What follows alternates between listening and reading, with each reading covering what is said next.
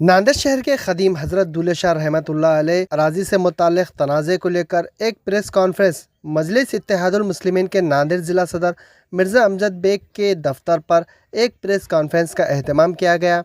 इस press conference में मजलिस इत्तेहादुल मुस्लिमीन के नांदेड़ ज़िला सदर मिर्ज़ा अमजद बेग, मजलिस इत्तेहादुल मुस्लिमीन के नांदेड़ शहर सदर साबित चौश, मजलिस यूथ हल्के जुनूब के सदर मिर्ज़ा नौब बेग, दरगाह अहाते में वाक़ मस्जिद के सदर मोहम्मद अब्दुल हफीज़ मौजूद थे। आज जो सबसे पहली बात आपके सामने रखना है वो ये है कि जैसे कि आप तमाम लोग जानते हैं कि औरंगाबाद में आदर्श सोसाइटी की जानिब से जो धांधलियां हुई उसके खिलाफ मजलिस इत्तेहादुल मुस्लिमीन के महाराष्ट्र के सदर मोअज़्ज़िज़ रुकन पार्लिमान सैयद इम्तियाज जलील साहब वहां पर गरीबों की लड़ाई लड़ रहे हैं। इस दौरान में ये नाअहल हुकूमत ने पुलिस का सहारा लेकर जिस तरह वहां पर उनके शांत और पुरसुकून चलने वाले आंदोलन पे जिस तरह बर्बरियत की है, हम सख्त लफ्जों में उस बर्बरियत की पुलिस के जरिए की गई उस बर्बरियत की मजम्मत करते हैं। दूसरी अहम बात यह है कि जिसके लिए आपको यहाँ पर बुलाया गया है वो ये है कि आप तमाम लोग इस बात से वाकिफ है कि 27 तारीख को सैयद इम्तियाज जलील साहब का नांदेड़ दौरा हुआ भोकर में, जहां पर उन्होंने एक जलसे आम से खिताब किया। उससे कबल नांदेड़ में उनकी विजिट दूल्हे शाह रहमान दरगाह पे कराई गई। पिछले कई दिनों से वहां के जिम्मेदारान बिलखुसूस हफीज साहब सैयद इम्तियाज जलील साहब के राब्ते में थे और उन्होंने मुसलसिल उनसे बातचीत की और वहां की जो दूल्हे शाह रहमान की जो जमीन है उसकी 35 एकड़ जमीन पर जो ईदगाह और दूल्हे शाह रहमान दरगाह की जमीन जो है उस पर जो लैंड माफिया की जानिब से जो इंक्रोचमेंट हो रहा था उसके ताल्लुक से उनको तमाम तफसील बताई गई। इससे कबल भी सितंबर 2018 में इन्हीं जिम्मेदारों ने सैयद इम्तियाज जलील साहब से मिलकर उनको तमाम तर यहाँ के वाकयात बताए थे और 2018 में सैयद इम्तियाज जलील साहब ने चीफ मिनिस्टर से नुमाइंदगी करके इस मामले की तफसील उनके सामने रखी थी और एक महीने के अंदर ही चीफ मिनिस्टर के आदेश के मुताबिक वक्फ बोर्ड के सीईओ को वहां पर इस मामले की छानबीन करने की के लिए कहा गया और छानबीन भी हुई, लेकिन उसमें खातिर खा रिजल्ट नहीं आया और रिजल्ट नहीं आने की वजह से आज भी वहां पर उस जमीन पर लैंड माफियाओं की नजर है।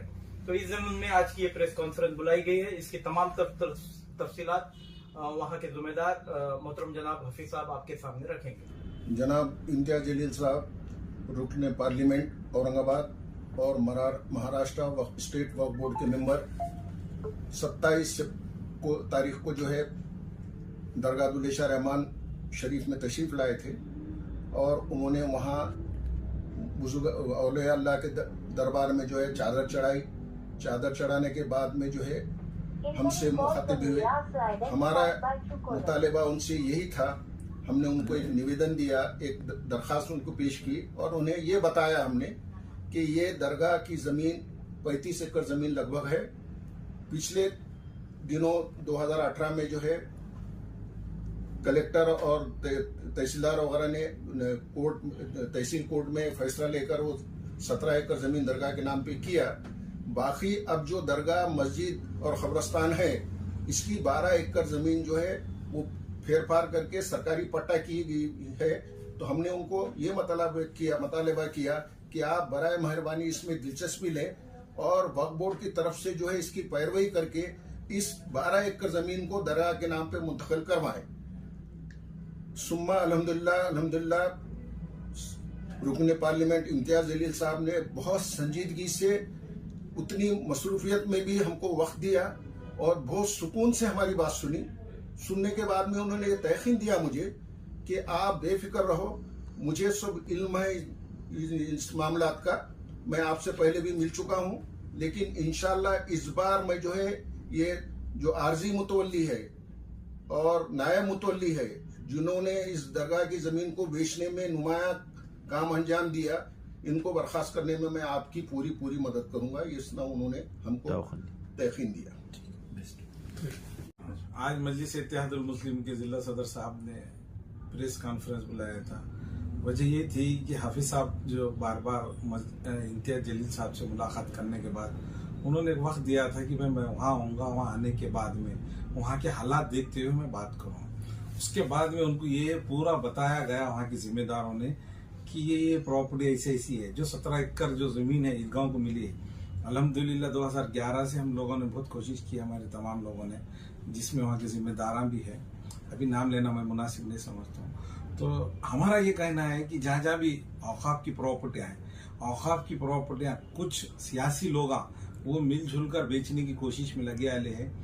हर एरिया में कि नहीं इस तरीके की प्लॉटिंग हो जा रही है।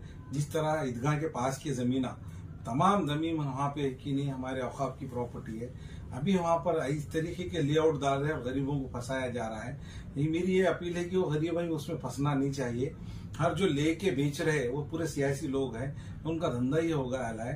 तो हमारी ये गुजारिश रहेगी कि इस तरीके की जो प्रॉपर्टियां खरीद के बेचा जा रहा है दरगाहों की, ये इसके ऊपर है कि नहीं आप मीडिया के माध्यम से हर समाज के व्यक्ति को ये बात पहुंचनी चाहिए।